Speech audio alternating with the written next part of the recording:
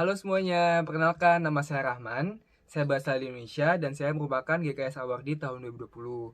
Saat ini saya berada di Seoul dan sedang melakukan program bahasa di Doksong Women University.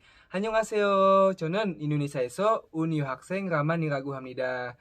저는 한국에서 살고 독성여대에서 한국어를 배우고 있습니다.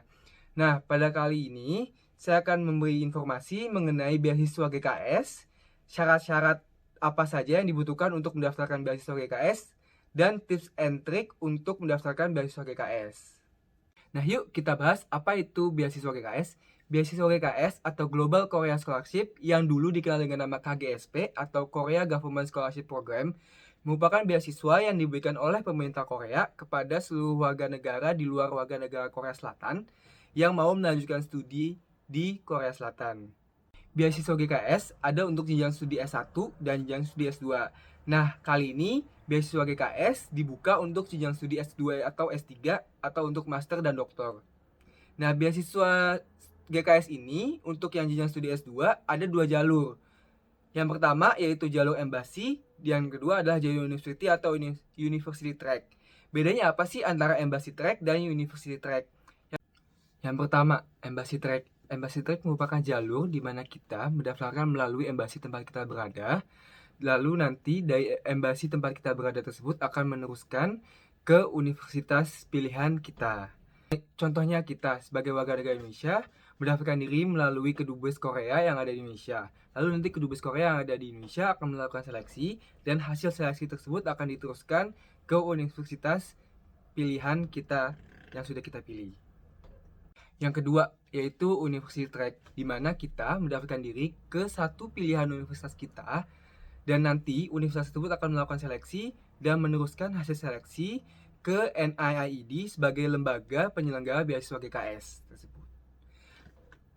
Nah, selanjutnya kita akan membahas mengenai syarat-syarat atau formulir-formulir apa saja yang dibutuhkan untuk mendaftarkan beasiswa GKS. Namun, sebelum kita lanjut ke syarat-syarat untuk beasiswa GKS, ada satu tips nih untuk kalian yang sudah yakin atau sudah menemukan universitas dan jurusan pilihan kalian, maka saya sarankan untuk mendaftarkan diri melalui Universitas Track. Loh, kenapa sih langsung melalui Universitas Track? Nah, buat kalian nih yang sudah yakin dengan jurusan dan universitas yang kalian tuju, apalagi kalau sudah memiliki koneksi dengan profesor di universitas yang kalian tuju tersebut, maka dengan melalui Universitas Track, kesempatan kalian untuk mendapatkan beasiswa GKS otomatis jauh lebih besar. Yang pertama, beasiswa GKS jalur embassy atau embassy track itu banyak sekali peserta yang akan mendaftarkan diri melalui jalur tersebut. Yang kedua, apabila kalian sudah memiliki koneksi dengan profesor di sana dan kalian sudah mantap dengan jurusan yang kalian pilih, maka kalian dapat menuliskan alasan tersebut di personal statement atau statement of purpose kalian, yang mana akan meningkatkan kesempatan kalian lebih besar untuk mendapatkan beasiswa GKS. Seperti itu. Nah, syarat-syarat apa saja sih yang dibutuhkan untuk mendaftarkan beasiswa GKS? Nah, yang pertama itu ada applicant form, yang kedua ada personal statement, ketiga ada statement of purpose, berikutnya ada surat rekomendasi dari dua orang yang berbeda, bisa dari profesor dulu tempat kita kuliah atau dari atasan tempat kita kerja. Selanjutnya ada applicant agreement, personal medical assessment, lalu ada bachelor's diploma atau ijazah, dan transkrip nilai atau bachelor's degree transkrip. Nah, ini kopi original merupakan hasil dari kopi dan yang sudah dilegalisir. Nah, berikutnya ada proof of citizenship dokumen dan parents proof of citizenship dokumen. Ini merupakan akte dan KK yang sudah diterjemahkan ke bahasa Inggris dan sudah dilegalisir oleh notaris. Namun untuk yang Unitrack itu beberapa universitas ada yang membutuhkan hasil dari legalisir notaris ini untuk di apostille atau legalisir Kemenkumham, legalisir Kemenlu, dan legalisir Kedubes. Jadi perlu diperhatikan karena setiap universitas memiliki syarat yang berbeda. Nah, selanjutnya itu juga ada sertifikat dari topik atau sertifikat bahasa Korea. Kemudian ada sertifikat English Proficiency Test atau TOEFL, TOEIC, dan IELTS. Kemudian ada published books atau research papers, atau juga ada awards dan other certificate dan kopi paspor dari aplikan. Nah, untuk research paper di sini adalah jurnal atau paper yang sudah diterbitkan secara internasional maupun nasional, namun lebih baik yang sudah diterbitkan secara internasional. Selanjutnya untuk yang awards dan sertifikat ini adalah sertifikat yang berhubungan dengan jurusan yang kalian pilih atau yang dapat mendukung kenapa kalian memilih beasiswa GKS. Nah, selanjutnya semua aplikasi itu harus wajib dalam bahasa Inggris dan sesuai dengan nama paspor. Apabila punya 4 suku kata atau 3 suku kata, maka kalimat kata suku kata yang paling belakang itu dimasukkan di paling depan. Untuk yang surat rekomendasi itu dari 2 orang yang berbeda. Ada dari profesor maupun dari atasan atau juga bisa dari 2 profesor yang berbeda. Nah, untuk surat rekomendasinya itu wajib di dalam amplop yang di sealed dan diserahkan ke embassy atau university yang dituju. Nah, selanjutnya juga untuk family register atau birth certificate ini bisa juga menggunakan paspor, namun lebih baik menggunakan KK dan akta yang sudah dilegalisir. Nah, semua kontak informasi itu tercantum dalam guideline, jadi mohon sekali sangat-sangat dibaca berulang kali semua kata-katanya karena banyak hal penting yang mungkin saja dapat kita lewati. Nah, untuk seleksi prosedur seleksinya ini dapat dilihat juga kalau untuk yang embassy dari embassy ke NIID lalu ke universitas baru nanti pengumuman. Nah, kalau untuk yang dari Unitrack ke NIID lalu langsung pengumuman. Nah, sehingga dapat lihat bahwa Unitrack ini prosedurnya lebih singkat dibanding dari embassy. Nah, untuk timelinenya sendiri, timeline ini harus wajib diingat dan diperhatikan supaya kita tidak terlewat dalam melakukan aplikasi dokumen. Nah, yang berbeda di tahun ini adalah semua aplikan yang mungkin tidak lulus di saat embassy track bisa reapply untuk university track asalkan tanggalnya cocok. Nah, yang baru juga adalah apabila kita punya topik level 3, kita akan mendapatkan tambahan 10% poin dari total allocated point. Dan juga apabila mempunyai sertifikat bahasa Inggris seperti TOEFL, TOEIC atau IELTS, itu juga bisa menjadi referensi dari penyelenggara beasiswa untuk penambahan poin. Nah, dari sini kelihatan nih kalau pemerintah Korea ini mau kita supaya belajar bahasa Korea terlebih dahulu. Seperti itu. Nah, untuk jangka waktunya master itu 3 tahun, doktoral itu 4 tahun. Nah, untuk benefitsnya bisa dilihat berapa uang saku, berapa settlement allowance, lalu berapa support fee-nya, tesis printing, dan lain sebagainya. Nah, kita lanjut ke dokumen-dokumen yang diperlukan untuk beasiswa GKS. Yang pertama ada application checklist. Nah, di sini semua ditulis dengan bahasa Inggris. Yang pertama yaitu nama dari aplikan. Nah, ini nama belakang atau nama keluarga dan ini nama pertama. Selanjutnya negara dan program yang diinginkan, doktoral atau master atau research. Nah, di sini checklist dokumen-dokumen yang diperlukan itu wajib nantinya disusun menurut dengan urutan di checklist ini. Jadi, bagian pertama itu application form, kedua di belakangnya personal statement, di belakangnya lagi statement of purpose dan seterusnya. Nah, di sini harus kalian checklist, jangan ada yang ketinggalan dari semua dokumen yang diperlukan. Nah, selanjutnya untuk application formnya. Application formnya ini yang pertama ada tagnya, embassy atau uni, lalu tipe aplikasinya, lalu di sini ada studinya, study of field of study. Nah, di sini ada programnya, doctoral, master atau research lagi. Nah, di sini juga ada untuk nama, gender, marital status, tanggal lahir, umur, negara, keluarga negaraan. Lalu apabila Korea citizenship harus di checklist. Terus habis itu parentsnya bagaimana. Lalu di sini untuk alamat, nomor telepon, email. Lalu di sini ada universitas yang sudah pernah kita lalui. Degree-nya apa, judul tesis kita atau judul skripsi kita apa, nama universitas, lokasi, jurusan, topik level atau sertifikat Koreanya kalau ada, sertifikat bahasa Inggris juga kalau ada. Tipe di sini adalah TOEFL atau TOEIC. Lalu ini publish books atau research paper yang sudah dipublikasi, judul tesis, judul awards kalau ada. Nah, ini adalah pilihan universitas. Nah, pilihan universitas ini kalau untuk Unitrack itu hanya memilih atau menulis satu universitas dan satu jurusan atau satu departemen. Namun untuk Embassy Track harus memilih tiga-tiganya, tiga universitas dan tiga jurusan atau tiga departemen. Nah, untuk tipe A dan tipe B ini nanti akan kita bahas selanjutnya. Selanjutnya yaitu untuk IP atau IPK. Ini kayak tahun berapa sampai tahun berapa, universitasnya apa, negaranya apa, jurusannya apa, dan berapa IPK-nya. Lalu ini ada IP per semester. Nah, skor persentil di sini dapat dilihat nanti di lampirannya. Lalu untuk pengalaman kerja maupun pengalaman riset. Nah, di sini wajib ditulis periodenya kapan, di mana, posisi. Apabila kalian sudah pernah magang atau exchange juga kalian dapat tulis di sini. Nah, lalu di sini adalah previous visit ke Korea. Kayak kapan kalian pernah ke Korea? Apabila kalian pernah, kalian tulis tujuannya apa, mau wisata atau mau conference atau magang. Nah, itu kalian tulis semua di sini. Lalu untuk awards, apabila pernah dapat awards dari institusi di Korea, lalu tanggal, tahun, bulan kalian menulis aplikasi ini, tanda tangan.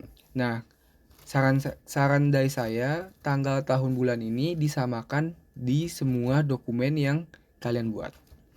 Nah, selanjutnya kita bahas mengenai personal statement. Personal statement ini sangat penting. Personal statement dan statement of purpose, di mana ini adalah inti kalian, kenapa kalian memilih beasiswa GKS atau kenapa kalian mendaftarkan beasiswa GKS. Dan di sini juga kalian wajib untuk mengelaborate diri kalian. Istilah gampangnya tuh sebenarnya menjual diri kalian. Menjual diri itu maksudnya dalam hal yang baik ya. Menjual diri, menjual ide-ide kalian yang dapat dilihat oleh si penyeleksi beasiswa. Dan juga di sini kalian wajib memberikan kata-kata yang dapat meyakinkan penyedia beasiswa kenapa sih kita tuh harus memilih kalian. Kenapa kalian harus mendapatkan beasiswa GKS. Nah, di personal statement dan statement of purpose ini yang penting untuk kalian tulis.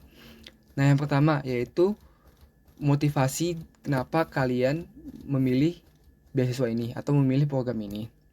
Nah, yang kedua ada family dan education background.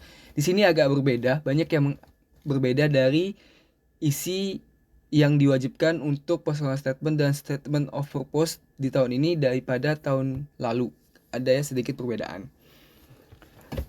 Nah, family dan education background ini adalah latar belakang pendidikan kalian. Latar belakang pendidikan, latar belakang keluarga, yang mana mendukung alasan kalian untuk memilih program beasiswa ini. Selanjutnya yaitu significant experience yang kalian pernah dapat. Pengalaman-pengalaman apa saja yang membuat kalian pada akhirnya memilih untuk mendaftarkan beasiswa GKS atau yang menjadikan alasan kalian untuk melanjutkan S2. Nah, di sini kalian jelaskan experience apa saja yang kalian dapat. Kenapa kalian memilih beasiswa GKS atau experience kenapa kalian pada akhirnya mendaftarkan diri untuk beasiswa GKS. Selanjutnya yaitu extracurricular activities seperti club activities atau community service atau pengalaman kerja. Di sini juga kalian dapat jelaskan. Dan apabila kalian memiliki awards atau publikasi atau skills, nah kalian dapat juga terangkan di sini. Nah, personal statement ini karena hanya satu halaman dan ukurannya 11 Times New Roman, maka kalian harus bisa mengelaborate diri kalian secara komprehensif namun juga secara singkat.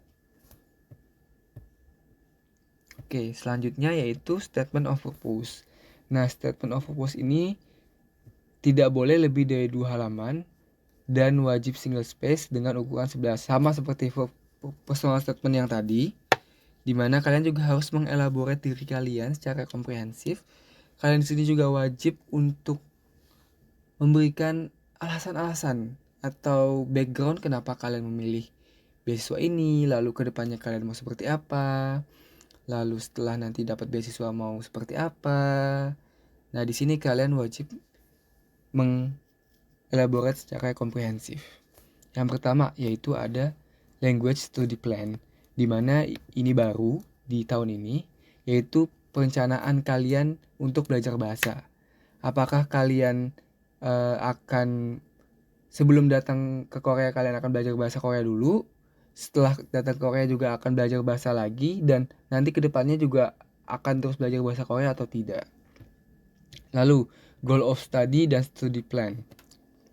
Nah, di sini adalah tujuan dari kalian belajar, terus rencana-rencana kalian belajar itu seperti apa. Kayak misalnya nanti di tahun pertama kalian mau apa, di tahun kedua mau apa, lalu nanti kedepannya di future plan after study. Nah, kalian setelah lulus kalian mau menjadi apa, kalian mau ngapain, kalian apakah mau ke negara lain, apakah kalian mau lanjut S3 atau mau lanjut PhD, doktoral dan lain sebagainya, atau mau kembali ke Indonesia, ke negara asal. Nah, itu kalian jelaskan di sini. Selanjutnya ini research proposal, itu hanya untuk research program. Recommendation letter, nah ini juga wajib diteliti karena di sini banyak notes kecil yang bisa kalian baca sendiri dan harus kalian perhatikan. Intinya adalah di sini hubungan kalian dengan si pemberi rekomendasi itu apa, dan si pemberi rekomendasi harus menjelaskan kapabilitas kalian, strength, weakness, academy potential, integrity, responsibility, dan lain sebagainya, yang juga pada akhirnya itu dapat menjual diri kalian secara baik untuk si penyelenggara beasiswa ini. Selanjutnya ini letter of invitation, ini tidak perlu. Lalu ada applicant agreement, ini perlu di checklist. Jangan lupa tanggal, nama, dan tanda tangan. Ada 2 halaman. Selanjutnya ini personal medical assessment. Nah, ini adalah bagaimana kesehatan kalian. Nah, ini kalian wajib tulis secara jujur. Namun lebih baik apabila kalian lebih sehat, seperti itu. Nah, setelah pembahasan tadi mengenai syarat-syarat apa saja yang dibutuhkan untuk mendaftarkan diri di beasiswa GKS, maka ada 2 hal penting nih yang perlu diperhatikan saat pengisian formulir. Yang pertama yaitu personal statement, dan yang kedua yaitu statement of purpose. Nah, di personal statement itu kalian wajib mengisi atau membuat tulisan mengenai diri kalian secara komprehensif namun juga sistematis, mulai dari latar belakang, pendidikan, latar belakang keluarga, lalu juga motivasi kenapa sih kamu mau mendaftarkan diri untuk beasiswa DKS, dan apakah latar belakang pendidikan maupun latar belakang keluarga kamu itu mendukung dan menjadi alasan kamu untuk bisa mendaftarkan diri beasiswa GKS, atau juga mungkin dari pengalaman-pengalaman, mungkin dari pengalaman kerja, pengalaman conference, atau mungkin pengalaman magang di luar negeri maupun di dalam negeri, sehingga pengalaman-pengalaman tersebut yang sudah kamu lakukan, yang sudah kamu dapatkan itu berpengaruh terhadap keinginan kamu untuk mendaftarkan diri di beasiswa GKS. Nah, yang kedua yaitu statement of purpose, di mana memang statement of purpose di tahun ini itu agak sedikit berbeda karena ada tambahan language study plan. Nah, di language study plan ini atau rencana belajar bahasanya ini, kalian ini juga harus memasukkan atau menginputkan mengenai rencana kalian, apakah sebelum ke Korea kalian akan belajar bahasa Korea terlebih dahulu, dan nantinya setelah sampai di Korea, meskipun kalian akan mendapatkan kelas bahasa selama 1 tahun, nah selama kelas bahasa ini apakah kalian akan belajar sendiri juga, dan nantinya setelah selesai kelas bahasa selama 1 tahun dan melakukan S2 di sini atau S3, nah apakah kalian akan terus keep going untuk belajar bahasa Korea. Nah, ini juga yang penting, kenapa? Karena pemerintah Korea juga pasti di sini menginginkan untuk melihat kemampuan atau keinginan kita untuk belajar bahasa Korea dan belajar budaya Korea. Nah, selanjutnya untuk di goal study dan study plan, ini berhubungan dengan future plan after study gitu kan. Jadi rencana-rencana studi kalian nantinya mulai dari tahun pertama atau semester pertama, tahun kedua, nah itu kalian ingin mengambil mata kuliah apa saja, ingin mengambil riset apa saja, ingin melakukan apa saja yang nantinya setelah lulus itu akan berhubungan dengan rencana kalian.